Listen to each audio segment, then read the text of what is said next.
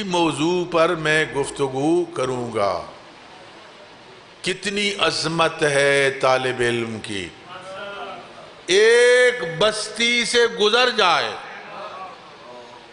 فقط ایک بستی سے گزر جائے، نہ وہاں 2 رکعت نماز پڑھے، نہ روٹی کسی کے پاس کھائے، نہ قرآن وہاں بیٹھ کے پڑھے، فقط گزر جائے تو روایت میں ہے 40 دنوں کے لیے اس قبرستان کے مردوں سے عذاب اٹھا لیا جاتا ہے۔ عذاب اٹھا لیا جاتا ہے۔ سید الساجدین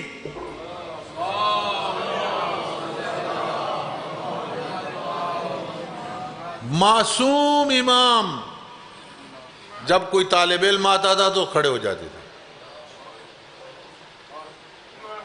کھڑے ہو جاتے تھے۔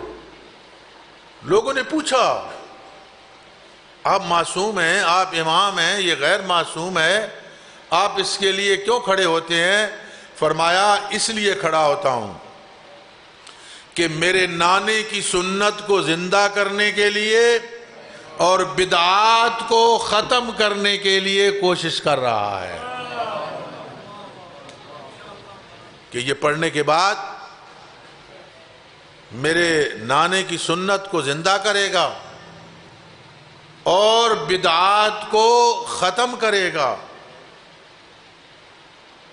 اتنی عظمت شیخ مفید علیہ الرحمہ نے خواب میں دیکھا کہ خاتون جنت خواب میں آئیں اور اپنے 2 بیٹوں کی انگلی پکڑی ہوئی ہے، امام حسن اور امام حسین۔ کہا شیخ میرے ان 2 بیٹوں کو پڑھاؤ۔ شیخ بیدار ہوئے، ظاہر ہے شیخ مفید اور امام حسن و حسین پریشانی کے عالم میں رات گزری۔ صبح ایک سید زادی آئی، 2 بچے ساتھ تھے، ایک کی انگلی دائیں ہاتھ میں ایک کی بائیں ہاتھ میں پکڑے ہوئے، ایک کا نام سید مرتضیٰ، ایک کا نام سید رضی۔ شیخ میرے ان 2 بیٹوں کو پڑھاؤ، اور دونوں کو امیر المومنین نے اپنا فرزند کہا ہے، سید مرتضیٰ کو بھی اور سید رضی کو بھی، دونوں کو۔ کوئی عباسی حکمران امیر المومنین کی زیارت کے لیے گیا، کوئی مسئلہ معلوم کرنا چاہتا تھا، آنکھ لگ گئی، خواب میں امیر المومنین کو دیکھا۔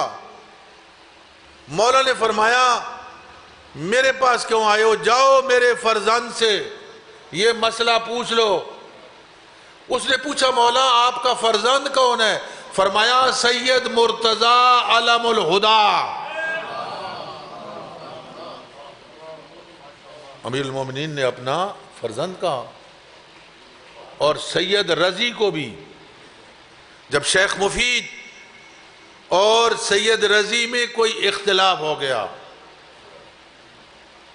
زیارت کے لیے آپ جاتے ہیں نا، نجف اشرف جاتے ہیں، کربلا جاتے ہیں، ہر جگہ سامرہ جاتے ہیں، کاظمین جاتے ہیں، زیارت پڑھتے ہیں، کبھی جواب ملا ہے؟ ان ہستیوں کو جواب ملتا تھا، ان کو مولا کی طرف سے جواب ملتا تھا۔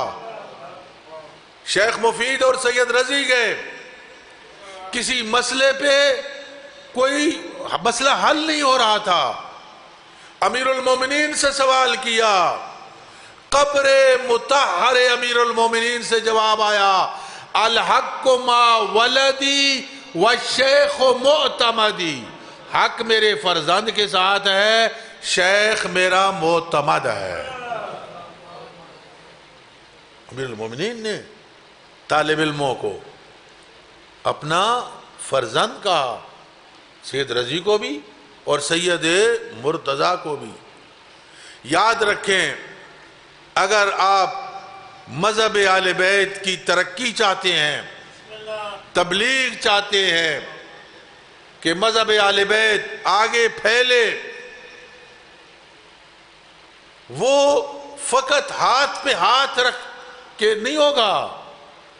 آپ کہیں جی سائیں وارث ہیں، انہوں نے طریقہ بتایا ہے، انہوں نے طریقہ بتایا ہے.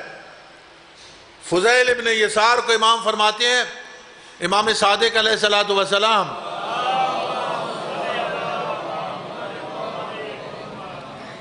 فضیل مجلس کرتے ہو؟ کہا مولا ہم کرتے ہیں. فرمایا یہ مجالس کیا کرو. رحم اللہ عمران من احیا امرنا، خدا رحم کرے اس بندے پر جو ہمارے امر کو زندہ کرے. معصوم سے پوچھا گیا مولا آپ کے امر کو زندہ کرنے کا معنی کیا ہے؟